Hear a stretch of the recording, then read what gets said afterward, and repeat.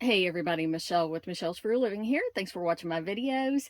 And it's the end of September in 2023, and I wanted to share kilt number one that I have made. And yeah, so I wanted to talk about the process of making this and some tips I'd have if you want to make one and that kind of thing.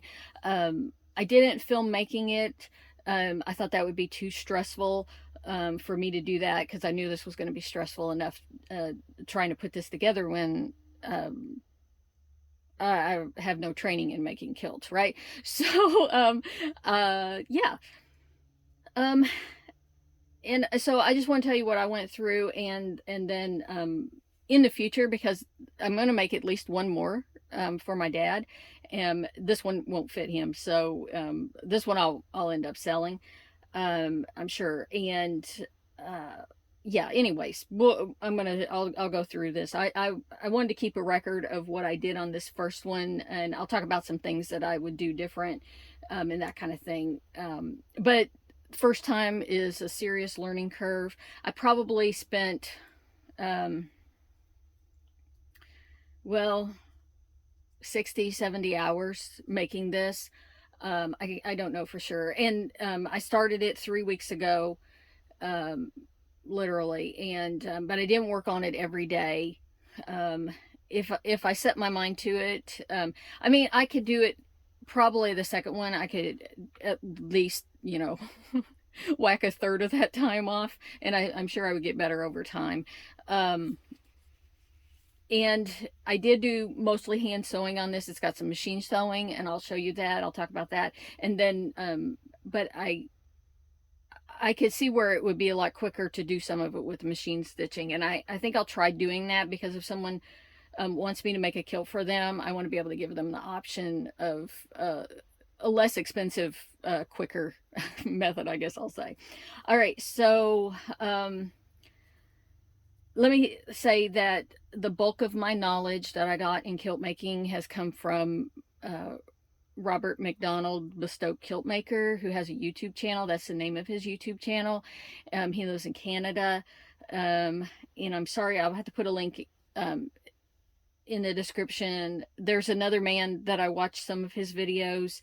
He's in Australia, I believe. And yeah, I've watched other videos, but there aren't a lot of actual helpful videos. It was helpful to just look at and pictures on the internet, and I really didn't find any blog out there that I thought was that helpful too much. But I did look at lots of pictures of kilts, styles, just the way things look about them and everything. So, but I have to say that Robert MacDonald's YouTube channel was the most helpful. He does skip over a lot of things. Uh, Sometimes the details, it's like you need the detail. And so I'm like, I don't know. I'll just sew it together. That's the way I felt about it. So anyhow, let me say that I was shooting for a 36-inch waist and a 38-inch hip. And a drop of 22 inches at least is what I was looking at. And I'm spot on the 22 right there. And when I open it up, I'll show you, I'll measure the waist. So anyways, yeah, I did, this is the front, and I did, iron it so that it has a little bit of a flare out over here to make a little bit of an A-frame. And I did use a full 8 yards on this, so it's one continuous piece of eight yards. The fabric I used was 60 inches wide. It's a wool blend. I think it's wool and cotton, I'm not for certain. And it did not have a finished edge that I could leave out. It's got this fringe, and both sides had that fringe on it. So I couldn't leave that at the bottom. I mean, it'd be a look in of itself. So I had to hem it, and I'll talk about that as I go along. And so anyways, basically I want to show the major features. So let me show you the pleats. And so I did, I got a big old string on it. I did 35 pleats. He talks about having an odd number of pleats. I'm good with that. I understand that. I also want to say that I've been sewing for like 40 plus years, and so sewing wasn't new to me. And a lot of these concepts, I mean, I've done this kind of stuff before. It's just a matter of applying them and putting them together into a kilt. So I did hand sew these pleats, and um, I did base his. He says 8 inches on the fell, and since it came that close to being at the bottom of that pattern, I just ended at the bottom of that pattern, and did that. The first pleat I sewed was this one with the buttonhole in it to bring this strap through, and then the last pleat I sewed was this one coming off of the front apron and making another knife pleat up against that. So that made 36 pleats right there. And then over here on this side, and we'll see it better when I open it up, get the straps off. The last one over here adds another fold over, which makes 37, and it makes a box pleat on this end. So one thing that I did different than what I've never seen him put 3 straps on a kilt. I decided to do it because it's more traditional these days, apparently, to put 3 straps on. The other thing I did is I put these 2 belt loops on here, because people are wearing kilt belts, and it also is a place, if you wear a sporran, to hook your sporran chain in. This, I made them match the pattern so they hide. So if someone's not wearing a belt in them, they're just hiding away in there. I did machine stitch that down, although I could have done it by hand, and then I machine stitched them onto there before I put the lining in. Okay, the belt loops, or the buckle loops right here that hold these on, I did stitch them by machine, and I turned them. I made a tube, and then I turned it, and then I folded it under. I did first sew down the bottom piece, flopped it over, and then hand stitched this piece down, and stitched it again down, hand stitched it down. This one I did hand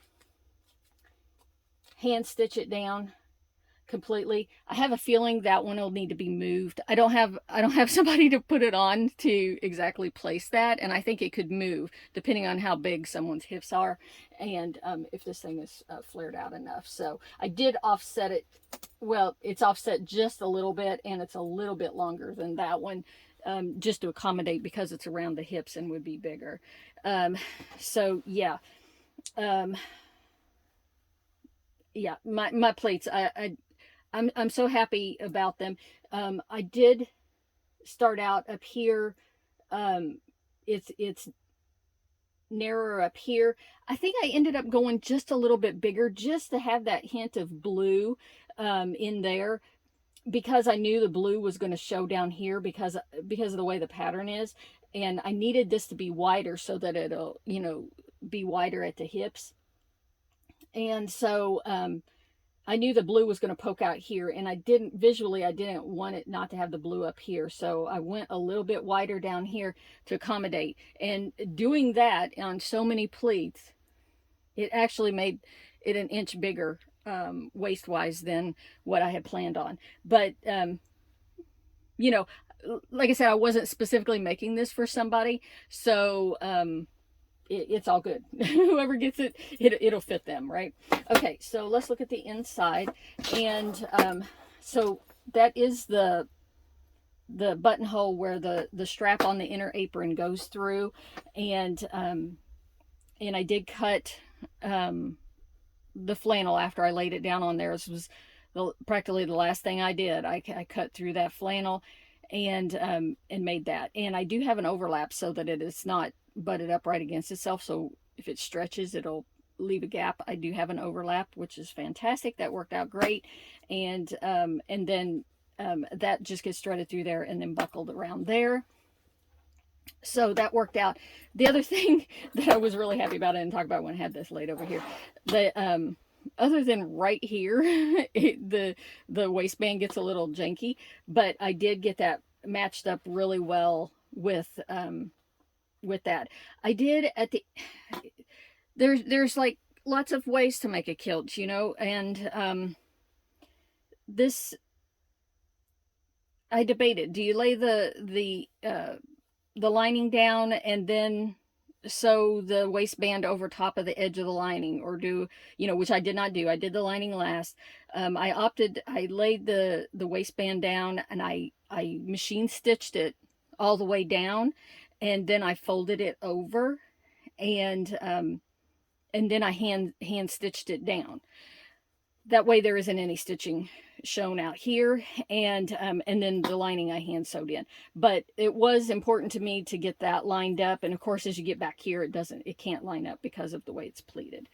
And so the front apron, I did do 3 rows of fringe, and so on what I decided to do, because I machine stitched the hem down, because that 8 yards was a long way, and I wanted to get it done. But I ironed ironed this down, and I machine stitched right along that bottom of that black line, so that it hides the machine stitching. If I had used the black thread and did it out here in this green, it would have been a lot more visible, but I think it's not too bad. But then up here on the front, I didn't want that up here on the front. I did hand stitch this down here on the front, and so I folded under that. I was trying it out here at the beginning because I wanted to hand stitch the whole thing, but I was like, I just thought it might not be possible. I did hide the fringe up here on the front, so I did fold it under, and so it was a test, and I figured it was just way too bulky here where like 3 layers came together, and so I decided it would be way too bulky here with back here and all the pleats to have the 3 layers folded over on top of each other. And so, but I did it up here on the front because it's not got all that piled together. And then right here, I changed it over and just did it flat, and it's much better that way. And I didn't want to just trim that off because I was afraid it might unravel, and leave it as a finished edge, because it's really not a finished edge.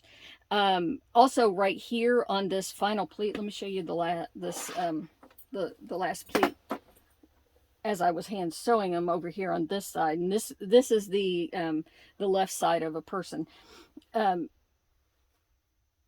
This one,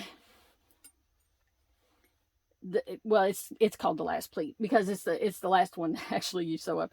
You don't want a sawtooth edge in this hanging out, and that's apparently one of the places that could hang out the most, down here at the bottom.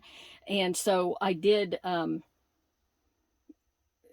find that spot between the pleats, and I folded it up more so that and you can really see that right there, so that it wouldn't hang down and hang outside.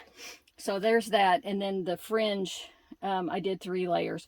The bottom layer is actually continuous with this.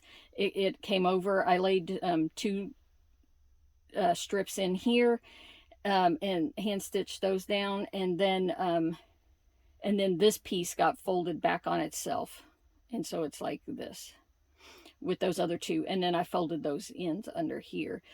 This could fringe out some more, and I figure over time it probably will, whatever.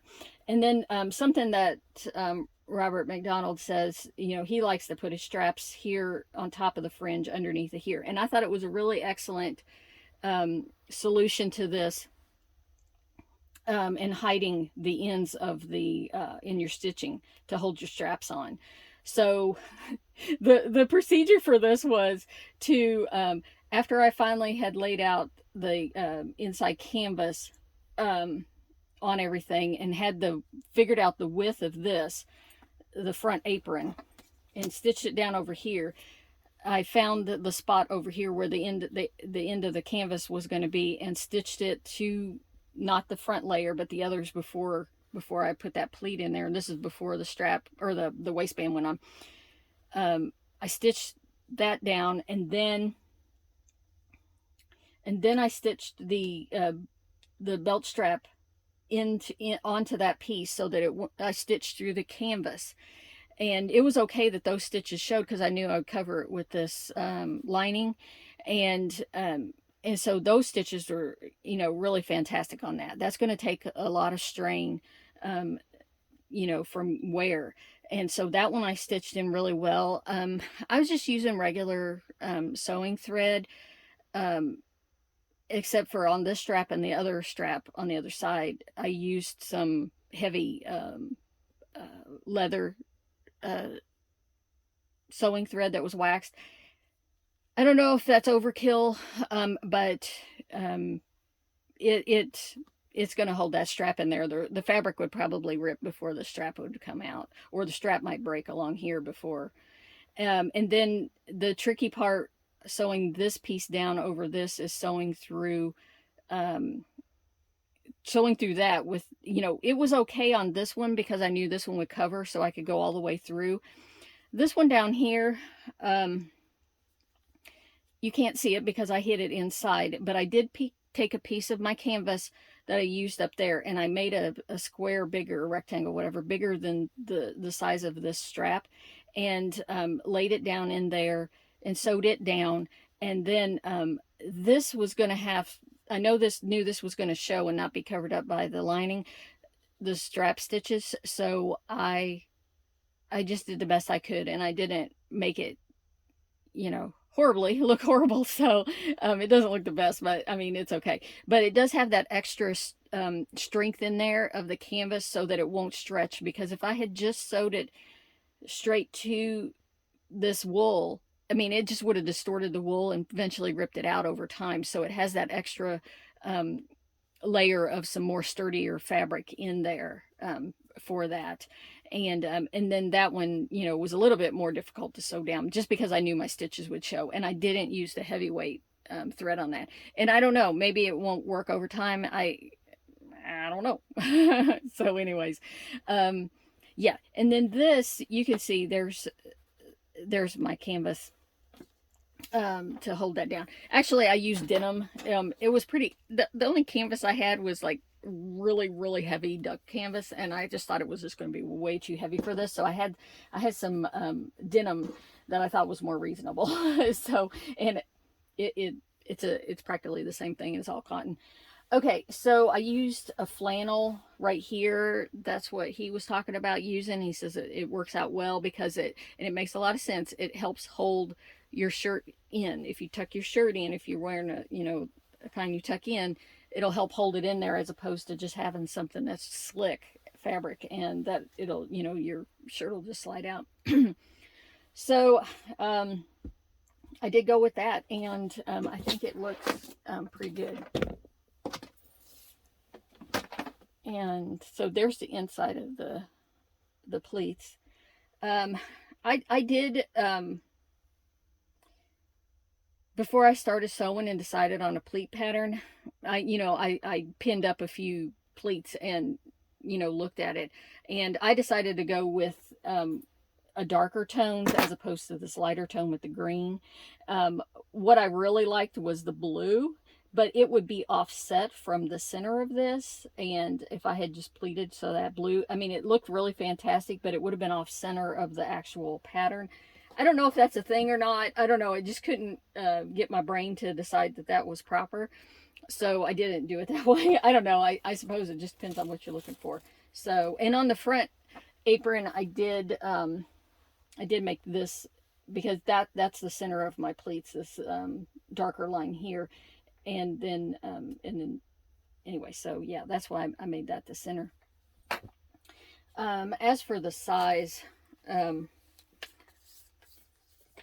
so over here, here's pretty much the edge of that. And I think I was shooting for, I don't know where I'm measuring to, over here to this buttonhole. I was shooting for 16 in here, and I got 17. So I ended up an inch bigger than what I planned on. And so, you know, I was shooting for a 36-inch waist, and it came out to be, and I could have compensated more with the front apron and did that if I wanted to, but I didn't think it was that big a deal. And with the strap having multiple holes in it, it can be fitted. A 36 could wear it. A 38 could wear this, no problem. Probably someone 35, it would probably still work. And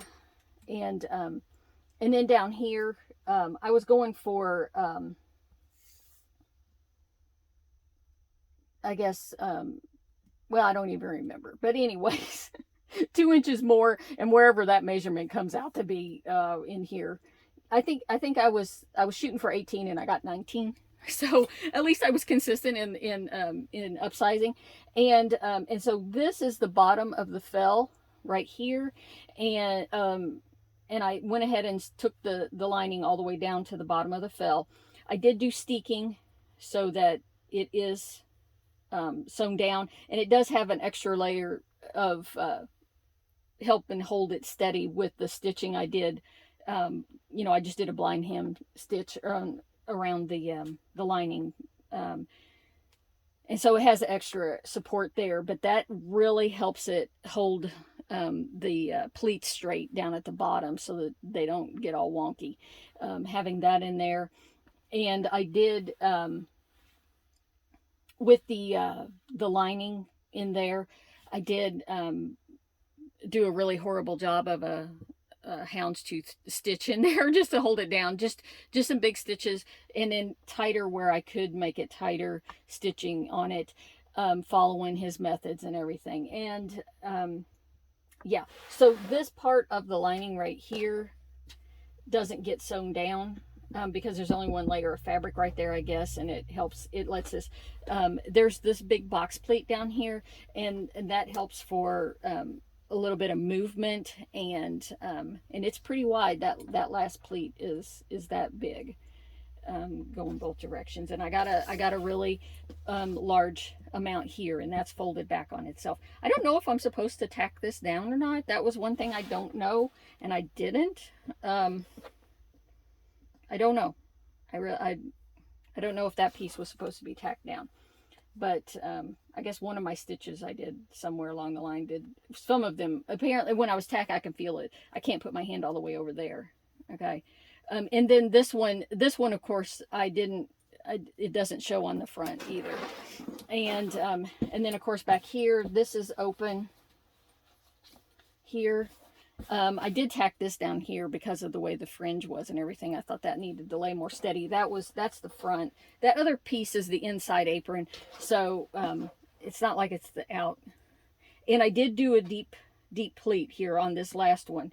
So heaven forbid if somebody would want to take this thing apart and repleat it and everything and make it bigger. But it does have, there is the possibility of making it larger if someone ever wanted. I can't imagine that I would do it. Take this apart and make it bigger. It does have extra. So, and that helps when you sit down, that you can, it helps pull it in. It doesn't get your legs hanging out.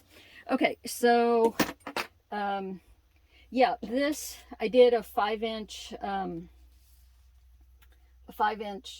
waistband. I mean, yeah, with the canvas in there, and then just covered it up with that, and then made this bigger. I did cut out the fish like up here in the pleats to get rid of some of the bulk up there, and they're cut down to probably about there, and I used his methods. This I wasn't stretching it, and so I do end up with this little bit of a pleat in it up here because this spans out farther this way and needed to be, this was my important measurement, and then I brought it in up here and have this pleat in it. So trying to think about other things I did. I mean, a lot of it he doesn't talk about the actual stitching and how to do it too much and actually show that. So I just had to go for it and hide my stitches as much as I did. I chose a black thread, and because there's this underlying black thread running throughout this weave of this fabric, and so it has hidden it really well. There isn't a lot to that, you know, it doesn't stand out if the thread was actually showing. And yeah, so the amount of time it took me to sew one of these, from top to bottom, I timed myself like getting a piece of thread and threading the needle and sewing it until I tied the knot at the end. I started at the bottom and I went to the top. It took me 10 minutes to sew each one of those pleats. And like I said, 36 pleats plus the one, the box pleat, which I didn't show. Let me pull that up here. And the box pleat. So 37 times I stitched that length, and that's a lot of hours, just sewing those pleats by hand. And of course that would change depending on the set of the fabric, and well, and how you decide to pleat it, how many pleats you're doing, and how, you know, how tight they are and everything. So there's the box pleat down here at this end.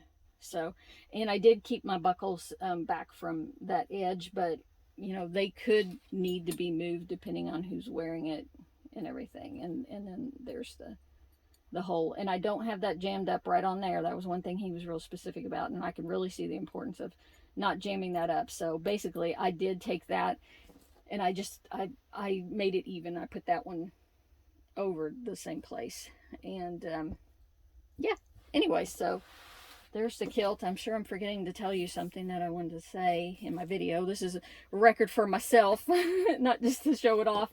And yeah, like I said, I got some pictures of along the way sewing it. The straps there, I just got the inexpensive ones I could find on the internet. So I do want to make my own straps. I think that would be nice, and everything. So all right, that's all. Thanks for watching.